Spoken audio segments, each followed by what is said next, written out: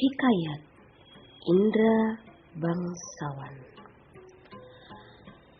Tersebutlah perkataan seorang raja yang bernama Indra Bungsu dari negeri Kobat Syahrial.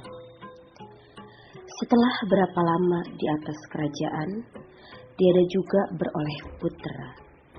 Maka pada suatu hari ia pun menyuruh orang membaca doa kunut dan sedekah kepada fakir dan miskin.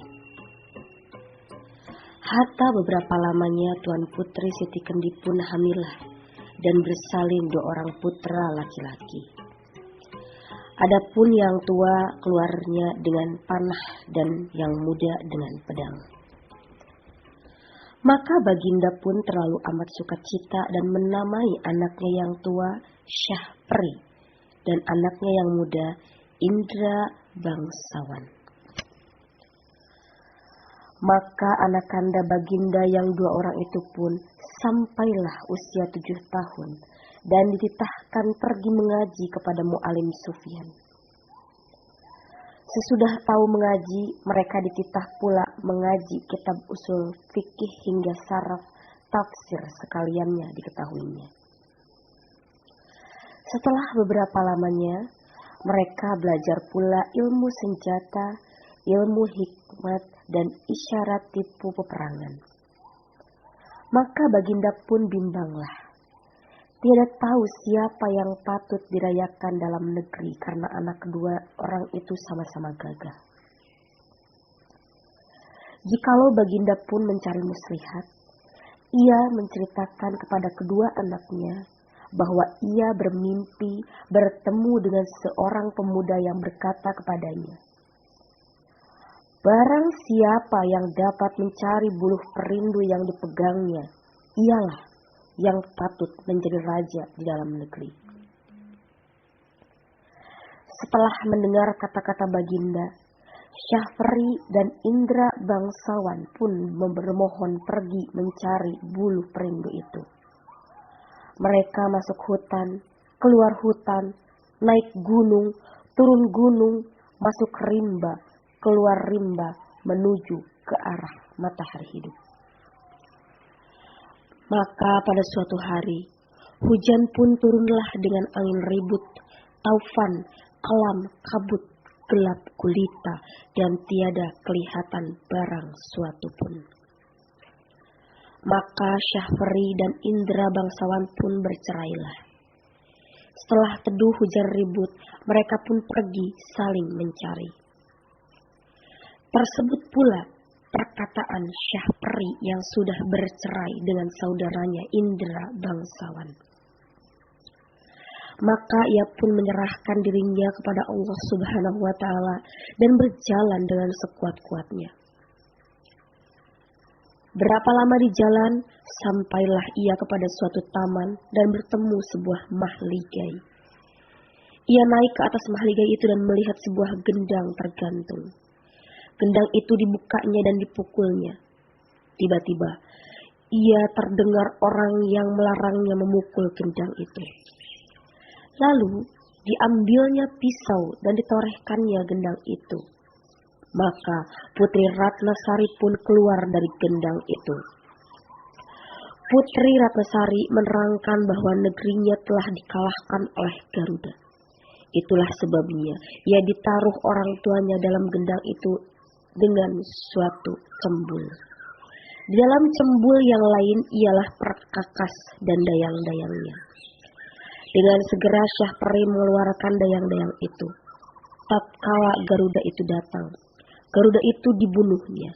Maka Syahpri pun duduklah berkasih-kasihan dengan Putri Ratnasari sebagai suami istri dihadap oleh segala dayang-dayang dan inang pengasuhnya.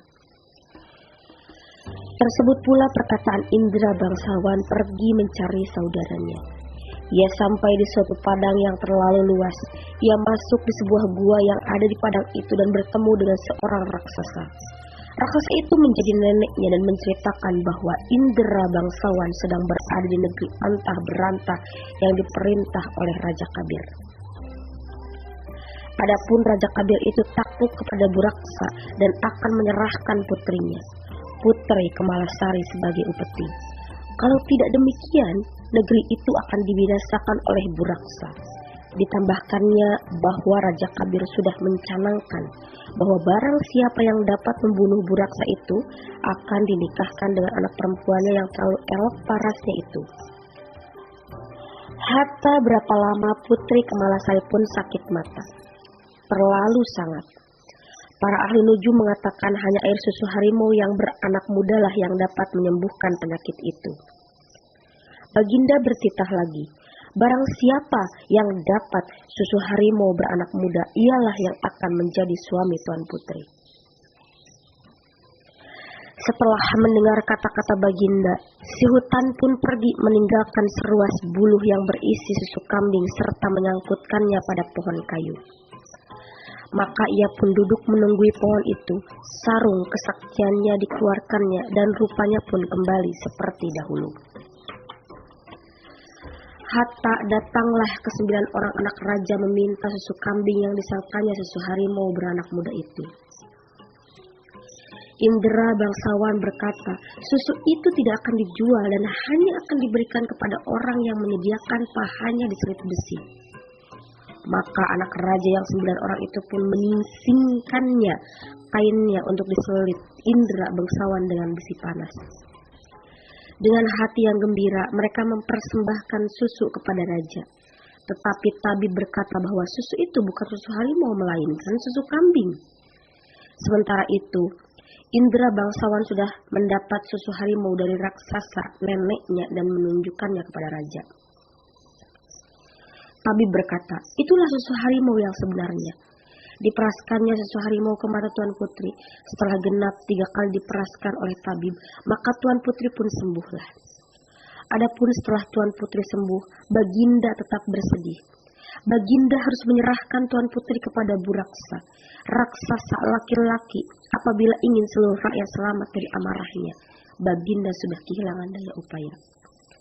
Hatta sampailah masa menyerahkan Tuan Putri kepada Buraksa. Baginda berkata kepada 9 anak raja bahwa yang mendapat jubah Buraksa akan menjadi suami Putri. Untuk itu, nenek raksasa mengajari Indra bangsawan. Indra bangsawan diberi kuda hijau dan diajari cara mengambil jubah Buraksa, yaitu dengan memasukkan ramuan daun-daunan ke dalam gentong minum Buraksa. Saat Buraksa datang hendak mengambil Putri, Putri menyuguhkan makanan, buah-buahan, dan minuman pada Buraksa. Tergoda sajian yang lezat itu tanpa pikir panjang, Buraksa menghabiskan semuanya lalu meneguk habis air minum dalam gentong. Tak lama kemudian Buraksa tertidur. Indra bangsawan segera membawa lari Putri dan mengambil jubah Buraksa. Hatta Buraksa terbangun. Buraksa menjadi lumpuh akibat ramuan daun-daunan dalam air minumnya. Kemudian 9 anak raja datang. Melihat Buraksa tak berdaya, mereka mengambil selimut Buraksa dan segera menghadap raja. Mereka hendak mengatakan kepada raja bahwa selimut Buraksa sebagai jubah Buraksa. Sesampainya di istana, Indra bangsawan segera menyerahkan Putri dan jubah Buraksa. Hatta raja mengumumkan hari pernikahan Indra bangsawan dan Putri. Saat itu 9 anak raja datang. Mendengar pengumuman itu akhirnya mereka memilih untuk pergi. Mereka malu kalau sampai niat buruknya berbohong diketahui raja dan rakyatnya.